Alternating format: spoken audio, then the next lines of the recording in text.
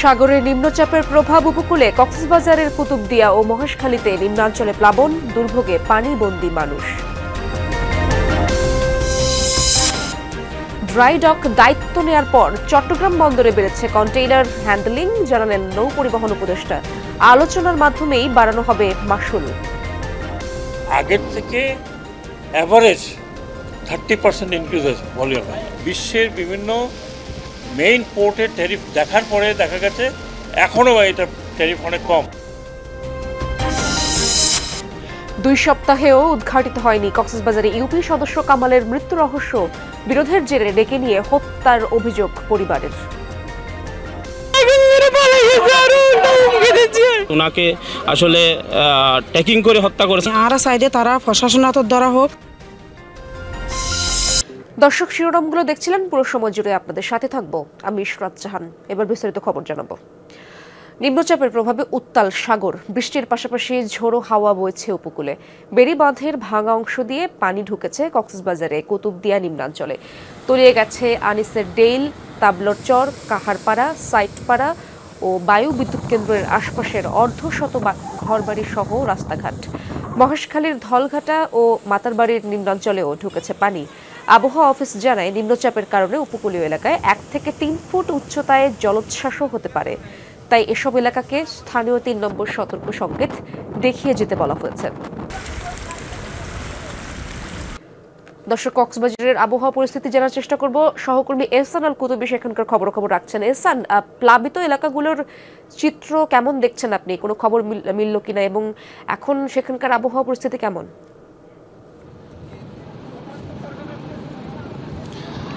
আমি কক্সবাজার সমুদ্র সৈকতেই আছি এবং এখান থেকে আজকে সারাদিনই কিন্তু আমরা কক্সবাজারের অন্যান্য যে উপজেলাগুলো আছে সেগুলোর খবর রেখেছি। বিশেষ করে কুতুবদিয়া, মহেশখালী এবং টেকনাফের কিছু এলাকা যেখানে আসলে নিম্নাঞ্চল হওয়ায় সেই এলাকাগুলোতে জলবদ্ধতা সৃষ্টি হয়েছে এবং বিশেষ করে কুতুবদিয়ার কথা যদি কুতুবদিয়া বেশ কয়েকটি পয়েন্টে বেড়িবাঁধ ভেঙে যাওয়ার কারণে এই ভাঙন দিয়েই কিন্তু পানি প্রতিনিয়ত আমরা প্রায় সময় দেখি যে যখন সাগরে জলোচ্ছ্বাস বা 2 থেকে 3 ফুট পানি বৃদ্ধি পায় তখন কিন্তু লোকালয়ে পানি ঢুকে। আজকেও তার ব্যথায় ঘটেনি। কক্সবাজার কুতুবদিয়ার আলী আকবর ডেল, তাবলারচর, নাচিয়ারপাড়া, হায়দারপাড়া সহ বিভিন্ন এলাকায় কিন্তু ভাঙন দিয়ে কিন্তু পানি ঢুকেছে। পানি ঢুকে কিন্তু এলাকার পুকুর, জলাশয় সহ বেশ কিছু নিম্নাঞ্চল প্লাবিত হয়েছে। বেশ কিছু মানুষের ঘর বাড়ি প্রায় আমরা বলতে পারি সব মিলিয়ে পুরো জেলায় শতাধিক ঘর বাড়ি পানিতে তলিয়ে গেছে এবং আজকে যেহেতু 3 নম্বর সতর্ক সংকেত রয়েছে, এর বাইরে আবহাওয়ার যে পরিস্থিতি, সাগর আমরা উত্তাল দেখছি একেবারে সকাল থেকে। কক্সবাজারের সমুদ্র সৈকতের যেসব পয়েন্টে পর্যটক নামে তাদেরকেও সতর্ক করা হচ্ছে এবং উপকূল অন্যান্য যে মহেশখালীর কথা বলছিলেন আপনি, মহেশখালীতে মাতারবাড়ি, ধলঘাট এই দুটো এলাকার নিম্নাঞ্চল কিন্তু প্লাবিত হয়েছে এবং এখানেও কিন্তু বেশ কয়েকটি পয়েন্টে বেড়িবাঁধ ভাঙা রয়েছে। সেই বেড়িবাঁধ দিয়ে কিন্তু পানি ঢুকছে, কিন্তু পানি উন্নয়ন বোর্ড বলছে তারা বেড়িবাঁধের কাজ শুরু করেছে। কিছু পয়েন্ট এখনো পর্যন্ত তারা কাজ শুরু করতে পারেনি। ধন্যবাদ আপনাকে এহসান। ড্রাই ডক দায়িত্ব নেয়ার প্রথম 17 দিনে এনসিটিতে কন্টেইনার হ্যান্ডলিং বেড়েছে 13% এবং জাহাজের গড় অবস্থান কমেছে 10 ঘন্টা।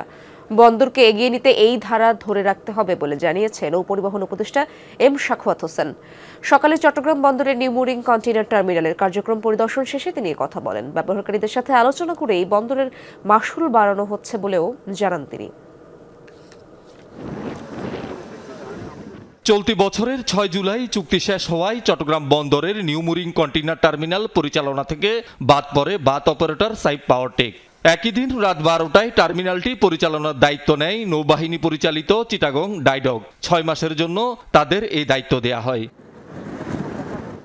দায়িত্ব নেয়ার 17 দিনের মাথায় প্রথমবারের মতো এনসিটি পরিদর্শনে আসেন নৌপরিবহন উপদেষ্টা। জানান, ড্রাই ডক পরিচালনার দায়িত্ব নেয়ার পর এনসিটিতে কন্টেইনার হ্যান্ডেলিংয়ের প্রবৃদ্ধি বাড়ার পাশাপাশি বন্দরে জাহাজের গড় অবস্থানের সময়ও আশানুরূপ কমেছে। আগের থেকে অ্যাভারেজ 30% ইনক্রিজ হয়েছে ভলিউমে। আপনারা নিজেদের দেখলেন নিজেদের চোখের সামনে। তো এটা কিন্তু একটা বড় ধরনের অগ্রগতি। আমরা আশা করব যে এই অগ্রগতিটাকে যারা আগে আসবে তারাও যেন ধরে রাখে। এবং চট্টগ্রাম পোর্ট বাংলাদেশের পোর্ট। চট্টগ্রাম বন্দরে আন্তর্জাতিক মানের সেবা নিশ্চিত করতে আন্তর্জাতিক অপারেটর দিয়ে পরিচালনা করা হবে উল্লেখ করে এ নিয়ে বিভ্রান্তি ছড়ানোর সুযোগ নেই বলে জানান উপদেষ্টা। চট্টগ্রাম পোর্ট আমাদের সম্পত্তি, এটা আমাদের কাছে থাকবে। যদি কেউ অন্যভাবে প্রোপাগান্ডা করে থাকে, আমি আশা করব যে দেশের স্বার্থে এই ধরনের প্রোপাগান্ডা যেন না করে। আমরা সামনের দিকে যেতে চাই, আমরা আন্তর্জাতিক অঙ্গনে যেতে চাই, আমরা নিজেদের মধ্যে পড়ে থাকতে চাই না। এই সময় নতুন করে বন্দরে মাশুল 30% বাড়ছে বলে জানানো হয়। আমরা কিন্তু আলোচনা করে বাড়িয়েছি, এককভাবে মন্ত্রণালয় বাড়েনি, আন্তঃমন্ত্রণালয়ে কথা হয়েছে এবং স্টেক হোল্ডারদের সাথে কথা হয়েছে। বিশ্বের বিভিন্ন মেইন পোর্টের ট্যারিফ দেখার পরে দেখা গেছে এখনও এটা ট্যারিফ অনেক কম। চট্টগ্রাম বন্দরের সবচেয়ে বড় টার্মিনাল এনসিটি। বন্দরের মোট কন্টেইনারের প্রায় 40% কন্টেইনার হ্যান্ডেলিং হয় এই টার্মিনাল দিয়ে। শহীদুল সুমন, যমুনা নিউজ, চট্টগ্রাম। রাজস্ব ফাঁকিবাজরা কোনোভাবেই ছাড় পাবে না। দুপুরে চট্টগ্রাম কাস্টমস হাউসে কর্মকর্তা ও C&F অ্যাসোসিয়েশনের সাথে মতবিনিময় সভায় কঠোর হুঁশিয়ারি দেন এনবিআর চেয়ারম্যান মোহাম্মদ আব্দুর রহমান খান। বলেন, যারা দেশের অর্থনীতির ক্ষতি করবে, জনগণের সাথে প্রতারণা করবে, তাদের বিরুদ্ধে শক্ত অবস্থানে থাকবে এনবিআর। চট্টগ্রাম কাস্টম হাউসে সার্ভারের জটিলতা প্রায় নিত্যদিনের চিত্র, যে কারণে ব্যাহত হয় পণ্যের শুল্কায়ন ও খালাস কার্যক্রম। বন্দরে তৈরি হয় পণ্যবাহী কন্টেইনারের জট। গত 1 মাস ধরে এ সমস্যা আরও প্রকট।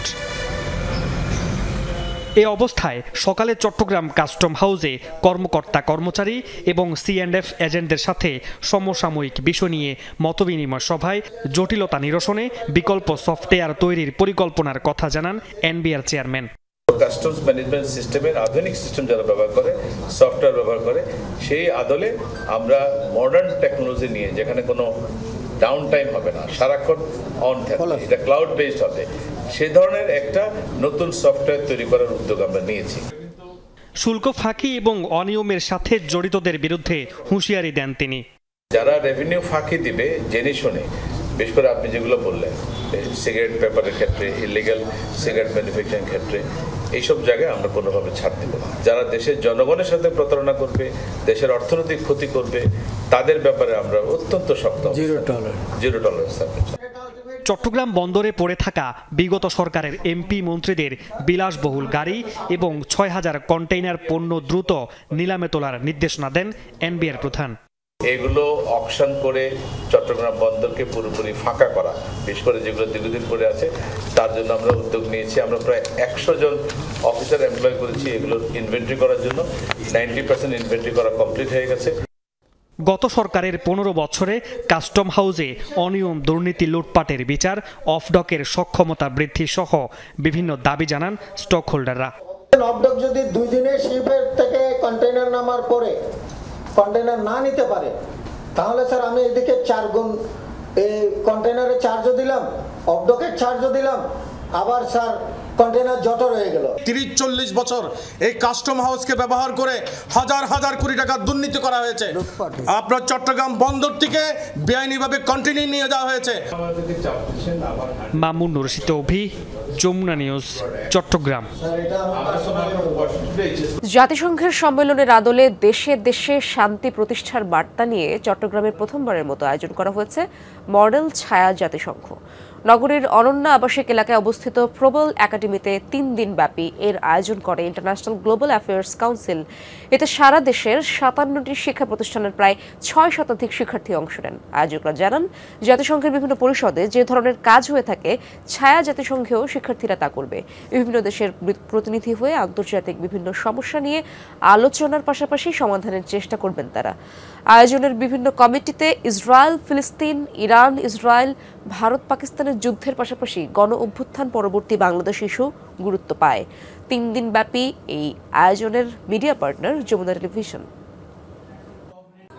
ছাত্ররা লিডারশিপ শিখতে পারে, তাদের মধ্যে স্পোকিং স্কিলস বাড়ে। কেউ কারোর এনিমি না, সব একসাথে কম্বাইন হয়ে সব কান্ট্রির প্রবলেম সলভ করার ট্রাই করতেছে। প্রথমবার আয়োজন করে খুব ভালো সাড়া পেয়েছি। নেক্সট টাইম আমরা চেষ্টা করব আরো বড় করে করার জন্য। কক্সবাজারের জালিয়াপালং ইউপি সদস্য কামালের মৃত্যুর রহস্য উদ্ঘাটিত হয়নি 18 দিন পরও। পরিবারের সদস্যদের দাবি, নির্বাচন নিয়ে সৃষ্ট বিরোধের জেরে ডেকে নিয়ে হত্যা করেছে প্রতিপক্ষ। তবে মৃত্যুর সঠিক কারণ জানতে ময়নাতদন্ত রিপোর্টের অপেক্ষায় আছে পুলিশ। ঘটনার সুষ্ঠু তদন্তের দাবিতে বিক্ষোভ করেছে স্থানীয়রা। ছেলে কামাল উদ্দিনের মরদেহ পাওয়ার পর থেকে থামছে না মায়ের আহাজারি। 5 ছেলে আর 3 মেয়ের মা তিনি। কামাল উদ্দিনের আগে খুন হয়েছে আরও 2 ছেলে।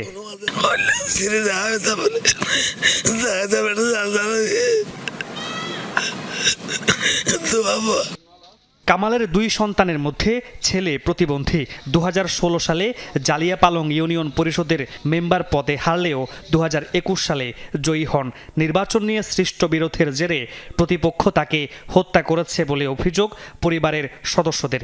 আর বাইরে জেরিমা করি তারা হস্ত দিমাই যে আর সাইডে তারা প্রশাসনত ধরা হোক। আমার দুইটা ভাইকে হত্যা করেছে। আমাদের পারিবারিক কোনো ইয়া নেই, নিরাপত্তা নেই। মৃত্যুর সুষ্ঠু তদন্ত এবং জড়িতদের শাস্তি চান এলাকার মানুষ। খুবই সুপরিকল্পিতভাবে দীর্ঘদিন ধরে ওনাকে আসলে ট্যাকিং করে হত্যা করেছে। আমরা সুস্থ বিষাদ সাইবাল্লাই আইসিদে বাবা হারিয়ে গেলে, স্বামী হারিয়ে গেলে কিভাবে যন্ত্রণা ভোগ করতে হয়। আমরা সুস্থ বিষাদ সাইবাল্লাই আইসিদে বাবা হারিয়ে গেলে, স্বামী হারিয়ে গেলে কিভাবে যন্ত্রণা ভোগ করতে হয়। এ ঘটনায় 8 জনকে আসামি করে মামলা হলেও গ্রেফতার হয়নি কেউ। প্রতিবাদে মানববন্ধন, বিক্ষোভ মিছিল সহ নানা কর্মসূচিও হচ্ছে এলাকায়। ময়নাতদন্তের রিপোর্টের পর মৃত্যুর সঠিক কারণ জানা যাবে বলছে পুলিশ। শরীরে কোনো আঘাতের চিহ্ন নাই, কিন্তু যেই জায়গায় লাশটা পাওয়া গেছে সেটা বিষয়টা আমাদের কাছে কোনো স্বাভাবিক মৃত্যুর মতো মনে হয়নি। প্রত্যেকটা বিষয় নিয়ে আমরা পর্যালোচনা করছি, অচিরেই এটার রহস্য উদ্ঘাটন হবে। গত 7 জুলাই রাতে বাড়ি থেকে বেরিয়ে নিখোঁজ হন কামাল হোসেন। পরদিন জালিয়াপালং মনখালীর পাহাড়ি ছড়ায় পাওয়া যায় তার মরদেহ। Mamun Nursi তৌফি, Jamuna news. চট্টগ্রামের সন্দ্বীপে গৃহবধূ মিনারা আক্তার হত্যার প্রতিবাদে মানববন্ধন করেছে এলাকাবাসী।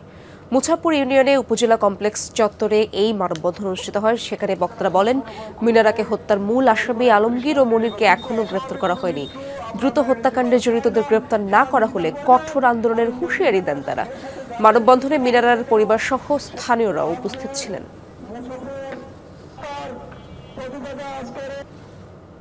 দর্শক, এই ছিল আজকের চট্টগ্রামে। এতক্ষণ যারা সঙ্গে ছিলেন সবাইকে ধন্যবাদ।